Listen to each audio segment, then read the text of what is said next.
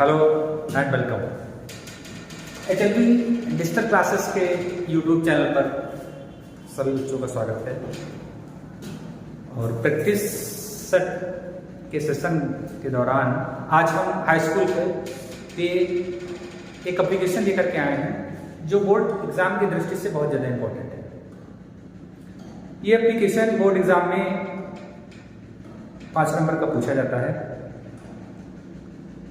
और इस एप्लीकेशन को बच्चे अच्छे से समझेंगे। आइए देखते हैं। एप्लीकेशन लिखना है बेटा हमको, write an application to the principal. किसको लिखना है? प्रिंसिपल को लिखना है। Write an application to the principal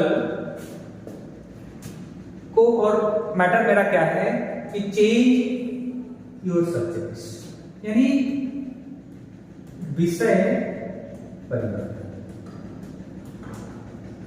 विषय परिवर्तन यानी चेंज सब्जेक्ट होता है। जनरली ऐसा होता है ना कि हम लोग जैसे 9th या हाई स्कूल में एडमिशन ले लिए, 9th में मैथमेटिक्स ले लिया, साइंस ले लिया, और हमने 1 महीने स्टडी की। उसके बाद हमने देखा कि हम इसको पास नहीं कर पाएंगे, किसी कारणवश हम उसको चला नहीं पाएंगे। तो इस कंडीशन में हमको 1 महीने के बाद सब्जेक्ट को चेंज करना है। उसके लिए हमको प्रिंसिपल को एक लेटर एप्लीकेशन लिखना है कि सर हमको अनुमति दी जाए कि हम अपने सब्जेक्ट को चेंज करना चाहते हैं। तो हाई स्कूल बोर्ड के एग्जाम की दृष्टि से बहुत ज़्यादा इंपॉर्टेंट है। तो देखते हैं बेटा, चलते हैं हम लोग। सबसे पहले अगर हम प्रिंसिपल को लिखेंगे तो टू, आप याद रखिएगा टू का मतलब होता है को, यानी जिसको लेटर या एप्लीकेशन लिखा जाता है, और फ्रॉम का मतलब होता है से, अर्थात जिसके द्वारा एप्लीकेशन लिखा जाता है। तो इस चीज को याद रखिएगा। टू में उस व्यक्ति का एड्रेस पड़ता है, हम जिसको एप्लीकेशन लिखते हैं, और फ्रॉम में उस व्यक्ति का एड्रेस पड़ता है जो लिखता है। ओके, तो हम लोग चलते हैं और देखते हैं प्रिंसिपल को एप्लीकेशन लिखना है क्या, और विषय चेंज करना है। ठीक है, सबसे पहले टू द प्रिंसिपल। एक चीज याद रखिएगा ना, एक सीक्वेंस होता है, हर चीज का एक सिस्टम होता है कि कैसे हम किसी चीज को व्यवस्थित करते हैं। हमारा एप्लीकेशन अगले के सामने जाएगा तो कितना प्रभावशाली होगा, इस चीज का विशेष ध्यान रखा जाता है।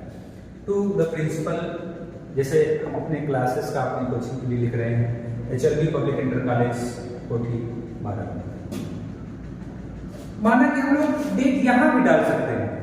अगर डेट आप यहां डालना चाहें तो डेट तो यहां डाल दीजिए, अदरवाइज हम छूट गया जाए। चलो अब देखिएगा, ये जो सर मेरा लिखा है ये टू की सीक्वेंस में ही होना चाहिए। क्या होना चाहिए? टू की सीक्वेंस में। देखते सर, श्रीमान जी, most respectfully I have to say that I offered science. Most respectfully, विनम्रता के साथ, विनम्र निवेदन के साथ, I have to say that, मैं कहना चाहता हूं कि I offered science and mathematics in July 2024, यानी मैंने जुलाई मंथ में साइंस और मैथमेटिक्स विषय को चुना। I attended the classes for 20 days, और मैंने मैथ साइंस की 20 दिन क्लास ज्वाइन की, और ज्वाइन करने पर but now I feel that it will not B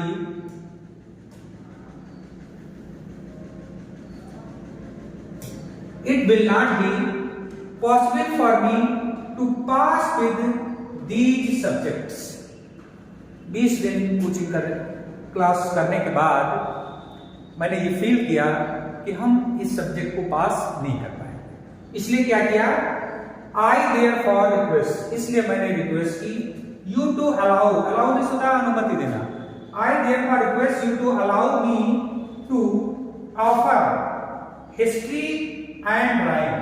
मैंने प्रिंसिपल से रिक्वेस्ट की कि महोदय हमको history and drawing in place का मतलब होता है के स्थान पर, ऑफ साइंस एंड मैथमेटिक्स। अर्थात मैंने लिखा कि मुझे साइंस और मैथमेटिक्स के स्थान पर हिस्ट्री और ड्राइंग सब्जेक्ट दे दी जाए। बिग थैंक्स सर, धन्यवाद। तो एक बार हम फिर से देखते हैं अच्छे से कि sir, most respectfully I beg to say that I offered science mathematics in July 2000, जो भी आपको डालना है, I attended the classes for 20 days, but now I feel that it will not be possible for me to pass with these subjects. Okay, I therefore request you to allow me to offer history and rhyme in place of science and mathematics. With thanks, sir. अर्थात एक बार हिंदी देख लीजिए। Most respectfully, ससम्मान के साथ, I get to say that, मैं आपसे कहना चाहता हूं कि I offer science and mathematics in July. मैंने जुलाई मंथ में साइंस और मैथमेटिक्स सब्जेक्ट का चयन किया था। I attended the classes for 20 days, मैंने 20 दिन तक क्लास अटेंड की। But now I feel that it will not be possible for me to pass with these subjects. लेकिन 20 दिन क्लास करने के बाद मैंने ये अनुभव किया कि मैं ये सब्जेक्ट पास नहीं कर पाऊंगा। I therefore request you to allow me, इसलिए मैं आपसे अनुमति चाहता हूं कि to offer history and drawing, कि मुझे इतिहास और कला सब्जेक्ट दे दी जाए in place of science and mathematics, विज्ञान और गणित के स्थान पर। विद थैंक्स सर, धन्यवाद। आगे चलते हैं बेटा हम और देखते हैं कि राइट साइड में हमको क्या करना है। योर्स ओबीडिएंटली, आपका आज्ञा। ठीक है, तो जनरली बोर्ड एग्जाम में क्या होता है ना, जब लोग अपना नाम ना डाल करके XYZ को डाल देते हैं। ठीक है, जैसे आपका क्लास डाल दिया गया, जो भी है आपका क्लास है। लेकिन बोर्ड एग्जाम में आपको ऐसा कुछ नहीं करना है।